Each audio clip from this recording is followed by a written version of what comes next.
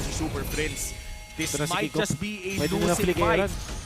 Uy, meron kung hinahanap talaga nila si Hatred. Si Hatred talaga yung target nila. Pero makakatakas ba? Ginamit ang Chico. Grabe! Pero babalik pa rin para makuha ang mga damage dito ng Onyx. -1 ngayon ang TNC. Mukhang hindi na sila makakapag-contest dito sa Lord. 4 na tao na lang para sa TNC at tinutuloy nila ang laban kay Super Prince. Here comes Escalero with a fully loaded ultimate. Team fight naman pala ang nais. Pero dito sa may batalikod, ginamit ang Tempest of Blades.